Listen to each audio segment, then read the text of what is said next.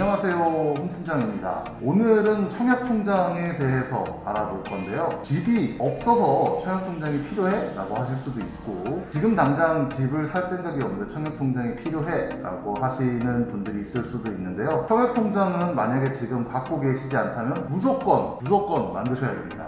왜 청약통장이 필요하고 청약통장이 무엇이고 청약통장을 준비함에 있어서 어떤 전략으로 준비해야 되는지를 오늘 알아보겠습니다. 청약통장은 간단하게 말하면 주택 청약을 신청할 수 있는 통장입니다. 1인 1개씩만 가능하고요. 여러 개를 만들 수는 없습니다. 네, 이 청약통장의 정식 명칭은 주택청약종합저축입니다. 예전에는 청약통장의 종류가 여러 가지로 나눠져 있어서 자기가 국민평수를 준비를 하느냐 아니면은 큰 평수를 준비하느냐에 따라서 청약통장의 종류가 달랐었는데요. 지금은 분리되어 있지 않고 한 가지 만능통장이라고 불리는 주택청약종합저축통장만 만들면 모든 주택을 다 준비할 수 있습니다. 이 주택청약종합저축을 만들게 되면은 장점이 여러 가지가 있는데요. 첫 번째, 임대주택이나 분양주택을 청약 신청할 수 있습니다. 당연히 이제 주택을 사기 위해서는 공고문을 읽어보고 보통 신청을 하는데요. 이 공고문에 거의 다 대부분 적혀 있는 것이 이 주택청약종합저축을 갖고 있는 사람을 기본으로 하고 있습니다. 뭐 유주택자도 지원할 수 있는 청약들이 가끔 있기는 하지만 그래도 청약통장은 주택이라면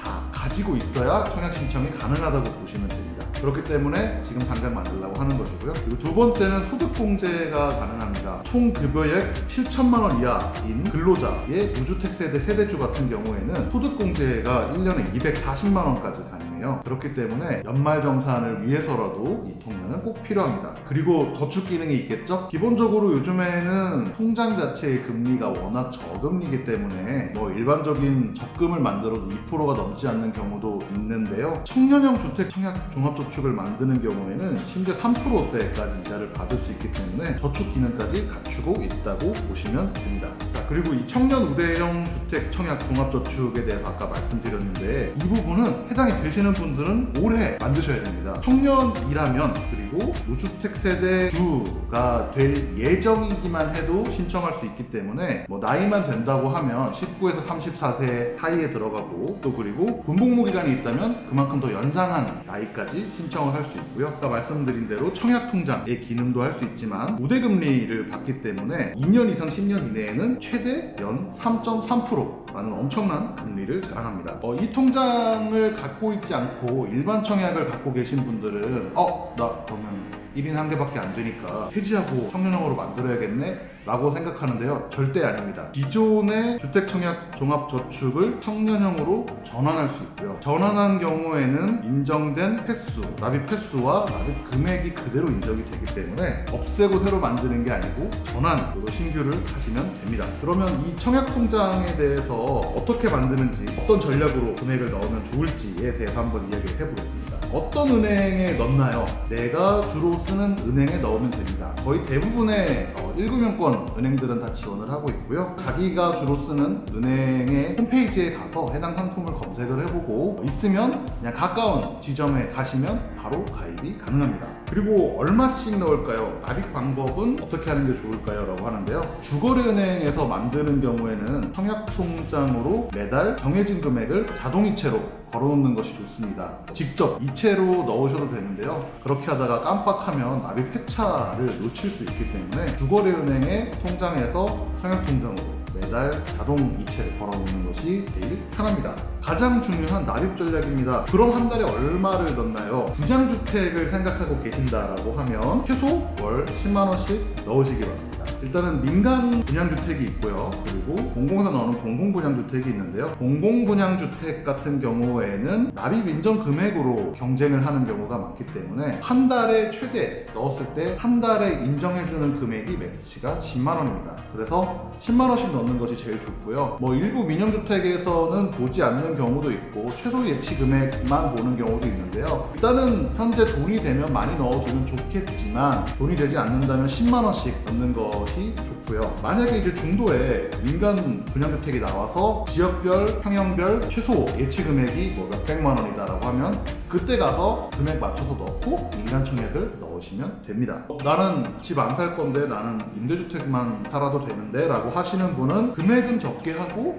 회차 경쟁이 보통 많기 때문에 회차를 많이 늘릴 수 있도록 가장 적은 금액 뭐 2만 원 정도 해서 넣으시는 것이 좋습니다. 그리고 아까 납입인정 금액이 일반 분양주택에서 10만 원이라고 하기는 했는데요. 혹시 조금 더 여유가 되고 연말정산을 위해서라면 아까 맨 처음에 말씀드린 소득공제 한도가 연 240만 원이죠. 그래서 월 20만 원씩 넣는 것이 소득공제를 받기에는 또 제일 좋습니다. 자, 그래서 정리하면 소득공제를 좀 여유가 되면 20만 원씩 그리고 안 돼도 10만 원씩 분양주택을 준비하지 않는다면 제일 적게 해서 넣는 것 이렇게 전략을 세우시면 될 것 같습니다. 유튜브를 보시는 분들 중에 지금 나는 돈이 없어 그래서 돈 생기면 넣을래 라고 하시는데 저는 이분들 도시락 싸고 따라다니면서 신청을 지금 당장 은행 가서 해라 라고 말씀을 드리고 싶은데요.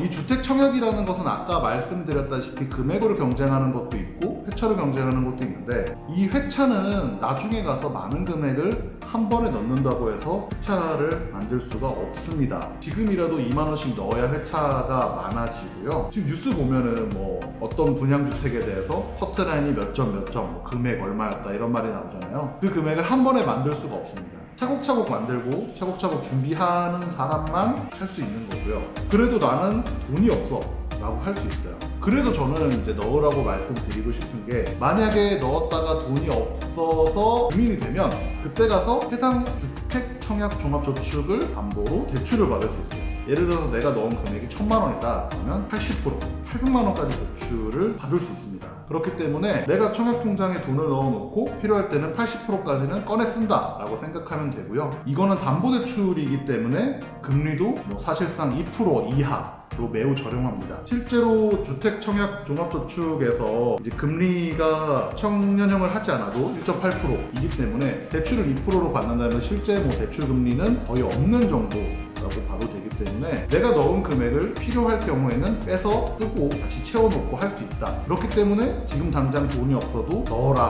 라는 말씀을 드리고 싶습니다. 그런 분들이 있을 수 있어요. 대출을 받기 위해서는 나 신용등급이 안 되는데 대출 그때 가서 못 받는 거 아니야? 라고 할 수는 있지만 이것은 예적금 담보대출이 되기 때문에 대부분 신용과는 상관없이 내가 넣은 적금에서 다시 꺼내 쓰는 것이기 때문에 대출이 대부분 다 가능합니다.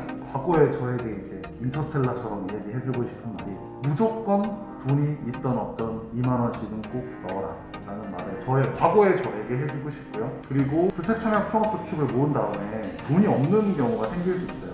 그래도 절대 해지하지 마라 라는 말씀을 드리고 싶어요.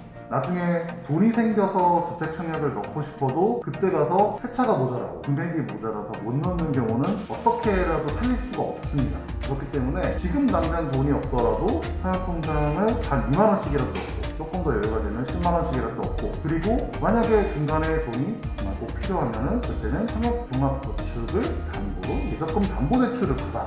이렇게 팁을 드리고 싶고요. 절대 다시 한번 말씀드리지만 가입하고 중도에 절대 해지하는 거 아닙니다. 담보대출을 받으세요. 네, 오늘은 주택청약종합저축에 대해서 알아봤는데요. 궁금한 점은 유튜브 댓글로 남겨주시면 저희가 답을 드리고요. 더 궁금하신 점은 저희 네이버 블로그에서 여쭤볼 수도 있고 그리고 저희 인스타그램에도 항상 주거 관련 정보들이 올라가고 있으니까요. 저희 인스타그램, 네이버 블로그 그리고 홈스윗 앱까지 관심 부탁드리겠습니다. 감사합니다.